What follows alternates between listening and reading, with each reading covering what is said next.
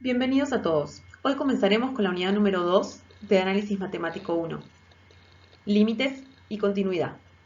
Empezaremos con límite finito, su concepto y propiedades. Comencemos entonces con su concepto. Sea f una función definida en todos los puntos del intervalo AB, salvo quizás en un x0 que pertenezca a ese intervalo, vamos a estudiar cómo se comporta una función cuando x se acerca a ese x0, independientemente de lo que valga la función en ese x0. Veamos un ejemplo. Tenemos esta función f que en el punto x0L tiene un agujero, es decir, que en ese punto la función no está definida, ¿sí? Bien, tenemos además un delta y un epsilon que son infinitesimos, es decir, valores que tienden a cero. Nosotros en esta imagen los estamos viendo como valores bastante grandes porque si son lo chiquitos que deberían, no se vería, no se apreciaría bien el gráfico, ¿sí? Bien, entonces, consideremos que nos acercamos al valor de x0 por derecha, ¿sí? Es decir, nos acercamos a este valor de x0 por los positivos. La función viene en este trayecto, es decir, que todas las imágenes de la función, todos los valores de la función, van decreciendo y se van acercando a este valor L, ¿sí? Bien, ahora, cuando nosotros nos acercamos por izquierda a este x0, nuestra función viene creciendo, todos sus valores van aumentando los valores de la función y se van acercando también a este valor L. Eso se va a resumir en lo siguiente. Lo que estamos haciendo es calcular el límite de x tendiendo a x0, es decir, el límite de x cuando se acerca a este valor, ¿sí?, de nuestra función, y eso nos da el valor L. Esto no significa más que cuando nos acercamos a este valor de x, nuestra función se acerca a este valor L. Fíjense que en este caso no toma ese valor porque esa función tiene un agujero en ese valor, ¿sí? Sin embargo, se acerca a ese valor, tiende a ese valor. La definición entonces del límite es esta. El límite de x tendiendo a x0 de la función es igual a L si y solo si para todo epsilon mayor que 0 existe un delta que depende de ese epsilon mayor que 0, tal que si la distancia entre x y x0 es mayor que 0 y menor que delta, entonces la distancia entre la función y L va a ser también menor que ese epsilon. Veamos un ejemplo para que sea mucho más fácil, ¿sí? El ejemplo va a consistir en la gráfica de esta función cuadrática. Tenemos esta misma función. Veamos qué pasa si queremos calcular el límite de x tendiendo a 1 de nuestra función, es decir, cuando la x se acerca a este valor. Si nosotros nos acercamos por los positivos, es decir, por derecha, nuestra función aumenta sus valores hasta llegar a este valor, al valor 3. Si nosotros nos acercamos por izquierda, nuestra función aumenta todos sus valores también hasta llegar al valor 3. Quiere decir que este límite nos da 3. Calculemos otro límite, el límite de x tendiendo a menos 1 de nuestra función. Si nos acercamos a menos 1 por los negativos, es decir, por derecha, vemos que nuestra función viene bajando, ¿sí?, sus valores van disminuyendo hasta llegar al valor 1. Si nos acercamos por izquierda, nuestros valores de la función van aumentando también hasta llegar al valor 1. Quiere decir que este límite da 1. Por último, veamos el límite de x tendiendo a 3 de esta función, es decir, cuando nuestra x se acerca a este valor 3. Si nosotros nos acercamos por derecha, vemos que los valores de la función aumentan hasta llegar también a 1, igual que antes. Y si nos acercamos por izquierda, vemos que los valores de nuestra función vienen disminuyendo también hasta llegar a ese 1. Por lo tanto, el límite de x tendiendo a 3 de la función da 1. Veamos algunas propiedades de límites. En primer lugar, vamos a hablar de la unicidad del límite, es decir, el límite siempre toma un único valor.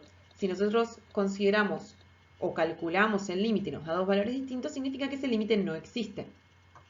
Sea f definida en todo el intervalo AB, salvo quizás en algún x0 perteneciente a ese intervalo, si el límite de x tendiendo a x0 de la función nos da un límite 1 y el límite de x tendiendo a x0 de la función, o sea, el mismo límite, nos da un L2, otro límite, entonces L1 tiene que ser igual a L2, es decir, esos dos límites tienen que tomar el mismo valor. Vamos con la segunda propiedad. Si f de x es igual a k, es decir, k es una constante, ¿sí? Podría ser f de x igual 5, f de x igual 3. Entonces, el límite de x teniendo x0 de la función, es decir, el límite de x teniendo x0 de k, porque la función vale k, por lo que acabamos de decir antes, va a ser siempre igual a esa constante. ¿Por qué pasa esto? Miremos un gráfico simple. Si nosotros tenemos una función constante de esta manera, cualquier x0 al que nos acerquemos siempre va a tomar el mismo valor k. Por lo tanto, el límite va a ser siempre ese mismo valor k. Si yo me acerco, por ejemplo, a este valor de x desde la derecha, me acerco acá. Y si me acerco desde la izquierda sobre la función, también me acerco acá, porque todos sus valores de la función están sobre k. ¿Sí? Bien, veamos una tercera propiedad. Si f de x es igual a x, es decir, f toma los mismos valores de x, entonces el límite de x teniendo x0 de la función, es decir, el límite de x teniendo x0 de x, es igual a x0. ¿Por qué pasa esto? Porque si nosotros tenemos una función que es y igual a x, es decir, esta recta, ¿sí? En la que la función toma todos los valores que toma x. Si x vale 1, la función vale 1. Si x vale 2, la función vale 2. Si x vale 3, la función vale 3. Es decir, tenemos todos estos puntos. ¿Qué va a pasar cuando nosotros querramos calcular el límite de x tendiendo a 4? Si yo me acerco a 4 de x, mi función también va a valer 4. ¿Sí? ¿Por qué? Porque mi función vale x en este caso. Entonces, siempre que tengamos el límite de x tendiendo a x0 de x, ese límite va a dar ese x0 al que nos estamos acercando. Bien, para finalizar, veamos el último punto, álgebra de límites. Esto nos va a servir para operar con los límites, es decir, calcularlos analíticamente. Sean f y g dos funciones definidas en un intervalo AB, salvo quizás en un x0 que pertenezca a ese intervalo, y tal es que el límite de x tendiendo a x0 de una función f sea un L1 y el límite de x tendiendo a x0 de la función g sea un L2, entonces vamos a poder decir lo siguiente. En primer lugar, el límite de x tendiendo a x0 de la suma o la diferencia entre esas dos funciones va a ser igual a la suma o la diferencia de los límites de esas funciones. Por eso tenemos L1 y L2. En segundo lugar, el límite de x tendiendo a x0 del producto entre esas dos funciones va a ser igual al producto de los límites de esas dos funciones. En tercer lugar, considerando que el límite de x tendiendo a x0 de g, ¿sí? Es decir, L2, no va a ser 0, si tenemos el límite de x tendiendo a x0 del cociente entre esas dos funciones, es decir, la división de f por g, ese límite nos va a dar igual al cociente de los límites de cada función por separado, es decir, L1 dividido L2. En cuarto lugar, considerando que el límite de x tendiendo a x0 de la función f es mayor que 0, entonces el límite de x tendiendo a x0 de f de x elevado a la g de x va a ser igual al límite de f elevado al límite de g, es decir, L1 elevado a la L2. Por último, la última propiedad va a ser la siguiente. Si L1 es mayor que 0, es decir, si el límite de x tendiendo a x0 de f es positivo, ¿sí? Entonces, el límite de x tendiendo a x0 del logaritmo de la función f va a ser igual al logaritmo natural del límite de x tendiendo a x0 de f. ¿Por qué tenemos que considerar que L1 es mayor que 0? Porque la función logarítmica tiene como dominio los reales positivos. Quiere decir que ese límite no podría ser nunca negativo porque si no, no podríamos calcularlo. Veamos un ejemplo para que sea mucho más fácil y podamos entender cómo aplicar todas estas propiedades que vimos. Supongamos que nos piden calcular el límite mediante álgebra de límites. Límite de x tendiendo a 2 de esa función que es 3x al cuadrado menos 7x más 5.